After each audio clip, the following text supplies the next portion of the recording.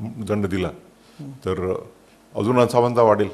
जो ऑलरेडी 10 मैल मागे आहे त्याला आणि जो 10 मैल पुढे एकच ट्रीटमेंट दिली तर म्हणून जो 10 मैल मागे आहे त्याला पुढे येण्याकरता एक बायसिकल देऊन तो समोर आला पाहिजे आणि त्यानंतर मग त्या दोघांमध्ये देल be given a equal treatment.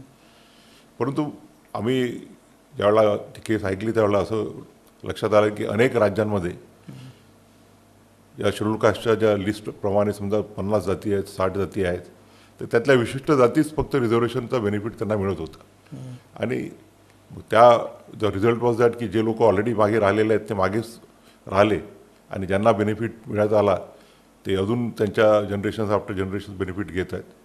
तर म्हणून जर स्पेशल ट्रीटमेंट जर शासन त्यांच्यासाठी जर करणार असेल की जे अजून मागासलेले आहेत व रिलेटिव्हली मोर बॅकवर्ड, तर then it is inbuilt in article 14. आणि आम्ही त्यात हेही म्हटलं की असं जर करायचं असेल तर the government will have to collect an empirical data.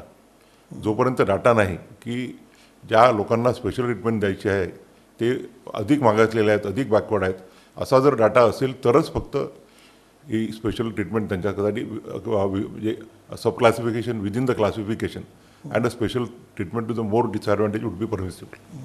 पण सब क्लासिफिकेशनबद्दल अनेकांनी तक्रारी तिथं म्हणजे त्याच्यात पॉलिटिकल रिॲक्शन्स खूप आलेत, विशेष करून महाराष्ट्रातनं काही राजकीय पक्षांकडनं, विशेष करून वंचित बहुजन आघाडीचे नेते प्रकाश आंबेडकर, त्यांनी तर वारंवार तुमच्याबद्दल प्रचंड टीका त्याच्यावरती केली. I don't want you to comment politically on that, म्हणजे त्याच्यात तुमची राजकीय प्रतिक्रिया नको आहे. पण त्यांचं म्हणणं आहे की ही कुठेतरी त्यांनी थेट काही ठिकाणी असं सूचित केलं की ही आंबेडकरी विचारांचीच प्रतारण आहे, सब क्लासिफिकेशन वगैरे अशा प्रकारे त्यांना क्रिटिसाइज करायला. मी कोणाचं नाव घेऊ शकत नाही, इच्छित नाही. आंबेडकरी विचारांची प्रतारणा आहे हे अतिशय चुकीचं आहे. आम्ही जो निर्णय दिलेला आहे तो निर्णय हा भारतीय राज्यघटनेला अनुसरून आहे. जी भारतीय राज्यघटनाच्या निर्मितीमध्ये सर्वात महत्त्वाचं योगदान परमपूज्य डॉक्टर बाबासाहेब आंबेडकरांचं आहे. कुणी टीका करण्याच्या अगोदर कमीत कमी एक अपेक्षा असते की ते जजमेंट वाचावं आणि त्या जजमेंटमध्ये मी एकदा नाही तर अनेकदा डॉक्टर बाबासाहेब आंबेडकरांचा उल्लेख केला आणि डॉक्टर बाबासाहेब आंबेडकरांचे रिझर्वेशनच्या प्रती काय त्यांचे विचार आहेत कॉन्स्टिट्यूशन असेंब्लीमधले डिबेट्स त्याचा आधार घेऊनच जजमेंट दिलेला आहे. कारण एकीकडे तुम्ही सब क्लासिफिकेशनबद्दल बोलतात सर, आणि दुसरीकडे तुम्ही जी भूमिका मांडली रिसेंटली आणि मागेसुद्धा की SC/ST आरक्षणामध्ये सुद्धा क्रिमिलेअरची मर्यादा फिक्स करावी. अनेकांना असं वाटतं की पुन्हा हे सामाजिक न्यायाच्या भूमिकेतून जे आरक्षण दिलं गेलं आहे त्याला कुठेतरी पुन्हा ही छेद देणारी आहे. आणि तुम्ही म्हणतात की काही लोकांनी आता स्वतःहून व्हॉलंटिअरली आरक्षण गिवअप करावं, तर अजून ती समानता आली आहे का वगैरे की ह्याच्याही चर्चा तिथे सुरू होतं. पण सगळ्यात पहिले तुमची भूमिका याच्या मागची कशी तुम्ही इलॅबोरेट कराल? नाही, ही नंतरची भूमिका नाही. त्याच जजमेंटमध्ये मी म्हटलेलं आहे की त्या जजमेंटमध्ये माझा एक शेवटचा त्या judgment is divided into various chapters आणि शेवटचा जो चॅप्टर आहे त्याच्यामध्ये मी एक वे फॉरवर्ड म्हटलेला आहे. त्यात मी उदाहरण दिलं की एक उच्च अधिकारी IAS असो IPS असो तो त्याची मुलं चांगल्या शाळेत शिकतील. सुद्धा जर तो मुंबईला जर if you station at Mumbai saint कॅथड्रलमध्ये किंवा कॅम्पियनमध्ये शिकतील, त्यांना ट्युशन्सच्या सुविधा मिळतात, फॅसिलिटीज मिळतात. तर जो एका खेड्यातला शेतमजुराचा मुलगा आहे शेड्यूल कास्टचा, तो ग्रामपंचायत शाळेत शिकतो, अनेक वेळेला समजा शाळा झाल्यानंतर त्याला शेतात मजुरी करता जावं लागत असेल, तर या दोघांना जर तुम्ही एकाच पेडस्टलवरती ठेवलं तर whether it would amount to equality. माझंही उदाहरण दिलं मी की जर समजा माझ्या मुलाला जो चांगल्या शाळेमध्ये त्याला शिक्षण मिळू शकतं तर weather he can be weather a small boy weather a boy from an agricultural laborer of an agricultural laborer studying in a gram panchayat school can they be given equal treatment. आणि सत्य आहे की आज आपण बघतो की विशिष्ट फॅमिली यांनी पहिल्या जनरेशनमध्ये रिझर्वेशन घेतले, दुसऱ्या जनरेशनमध्ये रिझर्वेशन घेतले, तिसऱ्या जनरेशनमध्ये रिझर्वेशन घेतले. It would amount to creating a class among the class. आणि मी हे पहिल्यांदा मी नाही म्हटलेलं आहे, हे कृष्णा अय्यर साहेबांनी त्यांचं जे अगोदरचं जजमेंट होतं NM शोषित कर्मचारी संघ, त्यानंतर वसंतकुमारमध्ये जस्टिस व्यंकटरामय्या होते, त्यांनी म्हटलेलं आहे.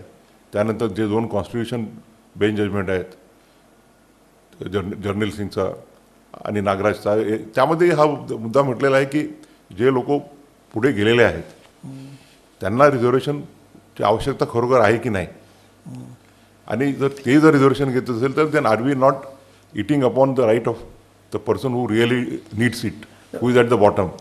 सर सॉरी टू डिफर, पण तुम्ही असं इथे हा जो तुम्ही मुद्दा मांडतात हा एखाद्याच्या आर्थिक उत्कर्षाबाबतचा, एखादी व्यक्ती आर्थिक त्याचा उत्कर्ष झाला, आर्थिक परिस्थिती सुधारली म्हणून त्याने आरक्षण नाकारावं, ही कॉन्सेप्ट किती पटणारी? म्हणजे आरक्षण हे तुम्हाला जो जो तुमच्या नशिबी येणारा एखाद्या व्यक्तीच्या because he hells from a community, ते एका विशिष्ट समुदायातून येतं म्हणून जो भेदभाव होतो, जाती आधारित जो भेदभाव आहे तो कदाचित बऱ्याच लोकांना उच्च पदावरती बसल्यावर सुद्धा सहनच करावा लागतो. त्यामुळे तिथे आर्थिक निकषांवरती हा भेदभाव होत नाही, कोण किती गरीब आहे किंवा श्रीमंत आहे किंवा कुठे पुढे निघून गेला. मुळातून एखादी व्यक्ती एखाद्या समुदायातून येते. आजही आपण बघतो की कशा प्रकारे एखाद्या व्यक्तीला टार्गेटेड, ती किती उच्च पदावरती असो, फक्त एका जातीतून येते, एका समुदायात येते, म्हणून त्यांना बऱ्याचदा त्या भेदभावाचा सामना करावा लागतो. म्हणून आरक्षणाचा या मुद्द्यावरती अनेक जण बरोबर आहे टीका की करतात. जे शेड्यूल कास्टचं आरक्षण आहे ते ज्या लोकांना पिढ्या मेन स्ट्रीमपासून दूर राहावं लागलं, ज्यांना सप्रेस करण्यात आलं, त्यांच्यावरती अतिशय बाबासाहेबांनी, मी माझ्या जजमेंटमध्ये बाबासाहेबांनी जो साक्ष दिली होती, साऊथ बारो कमिशन किंवा सायमन कमिशन किंवा गोलमेज कमिशन, त्यामध्येही त्याचा मी उल्लेख केलेला आहे जी. की हे जे शेड्यूल कास्टचं आरक्षण आहे ते सामाजिक विसंगतीवरती, सामाजिक अन्यायावरती बेस झालेला आहे. परंतु आज आपल्या राज्यघटनेला आपण स्वीकारून 76 वर्ष झालेले आहेत. तर 76 वर्षात शेड्यूल कास्टमधले जे पुढे गेलेले आहेत त्यांनी पुढेच जात राहावं, आणि जे मागे राहिलेले आहेत त्यांनी तिथेच राहावं, याचा विचार करणं आवश्यक आहे. पण ते पुढे गेले, त्यांच्याबद्दलचा भेदभाव कुठे कमी झाला आहे? नाही, भेदभाव कमी झाला नसेल, पण त्यांच्या मुलांना तर फॅसिलिटी चांगल्या मिळत आहेत, आणि you can't deny the ground realities की जर जे चांगल्या शाळांमध्ये शिक्षण घेतात, समजा केम्ब्रिजमध्ये किंवा कॅम्पियनमध्ये किंवा कॅथेड्रलमध्ये, तर the children studying that they don't have to face that much of ज्याला जातीय भेदभाव आपण म्हणू.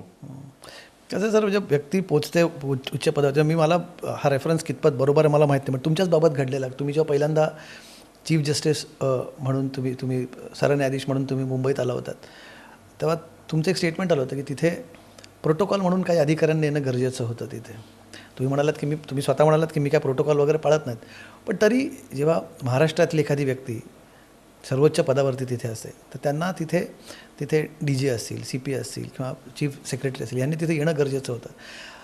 या घटनेकडे फक्त सरन्यायाधीश आले आणि त्यांना रिसीव्ह करायला कोणी आले असं म्हणून बघितलं गेलं नाही, तर एक अँगल हाही होता की किती ग्रांटेड धरलं जातं जेव्हा एखाद्या वंचित समाजातून येणारी व्यक्ती उच्च पदावरती पोहोचते, त्यांना इग्नोर केलं जातं. हाही एक अँगल त्याच्यामागे होता. हे मला वाटतं ते त्याला विनाकारण तसा कलर देण्यात आला. अच्छा, हे इनॲडव्हर्टंटली झालं. त्यानंतर ज्यावेळेला हे मी I spoken a lighter vein, ज्यावेळेला माझा महाराष्ट्र आणि गोवा बार काउन्सिलचा सत्कार होता, आणि मी तेच म्हटलं की लोकांनी भरपूर